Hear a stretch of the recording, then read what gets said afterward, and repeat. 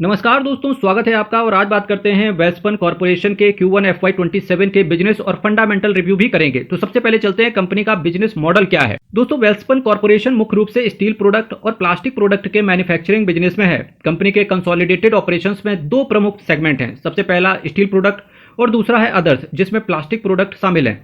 Steel business company का सबसे बड़ा रेवेन्यू कंट्रीब्यूटर है। Q1 FY27 में स्टील प्रोडक्ट से करीब 4136 करोड़ का रेवेन्यू आया, जबकि अदर सेगमेंट से करीब 176 करोड़ का रेवेन्यू रहा। दोस्तों, यानी कंपनी का कोर बिजनेस अभी भी स्टील और स्टील रिलेटेड प्रोडक्ट पर काफी ज्यादा डिपेंडेंट है। अब बात करते हैं दोस्तों Q1 FY27 रेवेन्यू के परफॉर्मेंस की। दोस्तों, Q1 FY27 में कंसोलिडेटेड रेवेन्यू फ्रॉम ऑपरेशंस करीब 4081 करोड़ का रहा। वहीं पिछले साल Q1 FY26 में रेवेन्यू करीब 3551 करोड़ का रहा। इस हिसाब से रेवेन्यू में लगभग 15% की ईयर ऑन ईयर ग्रोथ देखने को मिली। लेकिन सिक्वेंशली Q4 FY26 के 4313 करोड़ के मुकाबले रेवेन्यू थोड़ा कम रहा। मतलब दोस्तों, साल दर साल बिजनेस ग्रोथ तो अच्छी दिख रही है, लेकिन पिछली तिमाही की तुलना में मोमेंटम थोड़ा सा कमजोर हुआ है। अब दोस्तों, बात कर लेते हैं कंपनी के प्रॉफिट की। प्रॉफिट में एक बड़ा बदलाव देखने को मिल रहा है। यहां पर सबसे महत्वपूर्ण बात दोस्तों यह है कि Q1 FY27 में कंसोलिडेटेड नेट प्रॉफिट करीब 1048 करोड़ का रहा। लेकिन इस प्रॉफिट को देखकर सीधे यह बिल्कुल नहीं समझना चाहिए कि कंपनी का कोर ऑपरेशनल प्रॉफिट इतना ज्यादा बढ़ गया है, क्योंकि क्वार्टर में कंपनी ने ईस्ट पाइप इंटीग्रेटेड कंपनी के शेयर्स बेचकर करीब 547 करोड़ का गेन बुक किया। इसलिए रिपोर्टेड प्रॉफिट काफी हद तक इस वन ऑफ ट्रांजैक्शन से प्रभावित हुआ है। इसलिए दोस्तों, इन्वेस्टर को रिपोर्टेड पैट के साथ साथ ऑपरेटिंग परफॉर्मेंस को भी देखना चाहिए। अब दोस्तों, कोर ऑपरेटिंग परफॉर्मेंस को देख लेते हैं। Q1 FY27 में प्रॉफिट बिफोर एक्सेप्शनल आइटम्स और टैक्स करीब 586 करोड़ का रहा। वहीं Q1 FY26 में दोस्तों यह करीब 412 करोड़ का था, यानी कि अंडरलाइंग ऑपरेटिंग प्रॉफिटेबिलिटी में भी इंप्रूवमेंट दिखाई देती है।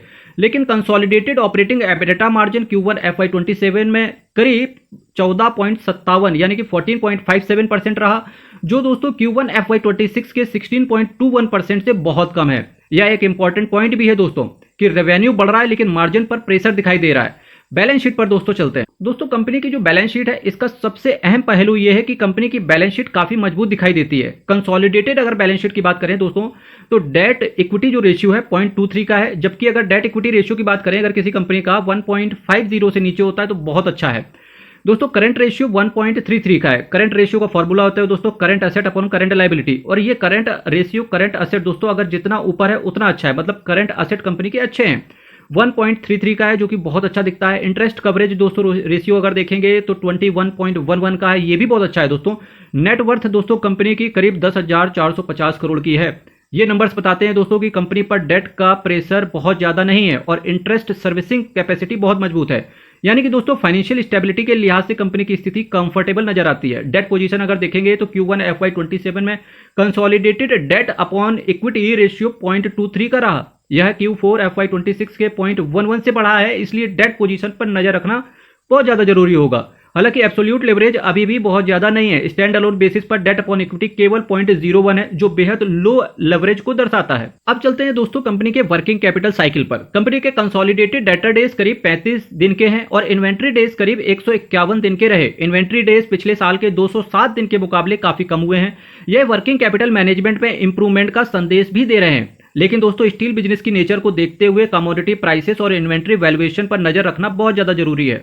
अब दोस्तों चलते हैं बिजनेस एक्सपेंशन को लेकर के, जो कि कंपनी का कैप्टिव पावर के अंदर आता है। कंपनी ने वेस्पन कैप्टिव पावर जनरेशन लिमिटेड में एडिशनल 51% स्टेक एक्वायर करने का फैसला किया है।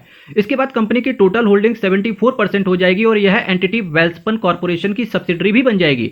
एक्विजिशन कॉस्ट करीब 67 करोड़ की है। इसका उद्देश्य कंपनी की पावर रिक्वायरमेंट को पूरा करना है। यह मूव दोस्तों कंपनी के लिए एनर्जी कॉस्ट और पावर अवेलेबिलिटी के पर्सपेक्टिव से स्ट्रेटेजिकली इंपॉर्टेंट बहुत ज्यादा हो सकता है। अब दोस्तों बात करते हैं कि जो नई बिजनेस अपॉर्चुनिटी है कंपनी के लिए, वो है कहां पे, GGBS के अंदर। कंपनी एक नई इंडियन एंटिटी में 26% स्टेक लेने जा रही है।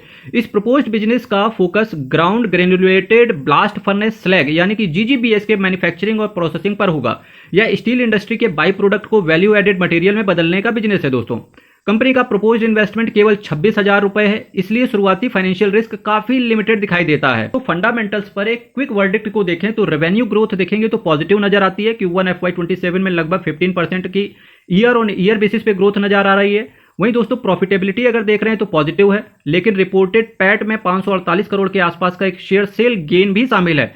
ऑपरेटिंग मार्जिन की बात करेंगे तो इसको ये देखने वाला है 14.57 के बजाय 16.21%, यानी कि दोस्तों मार्जिन कंप्रेशन है कंपनी के अंदर। डेट कंफर्टेबल पोजीशन पर है, कंसोलिडेटेड डेट इक्विटी रेशियो केवल 0.23 का है। इंटरेस्ट कवरेज रेशियो स्ट्रांग है दोस्तों, 21 से ज़्यादा है।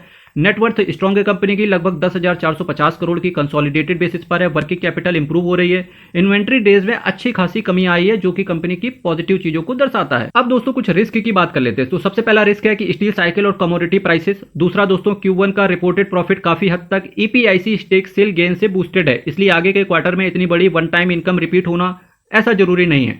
तीसरा दोस्तों एबिटा मार्जिन में ईयर ऑन ईयर बेसिस पे गिरावट आई है। और दोस्तों चौथा है कंपनी के एक्सपेंशन और एक्विजिशन से फ्यूचर रिटर्न कितने आते हैं, यह महत्वपूर्ण रहेगा।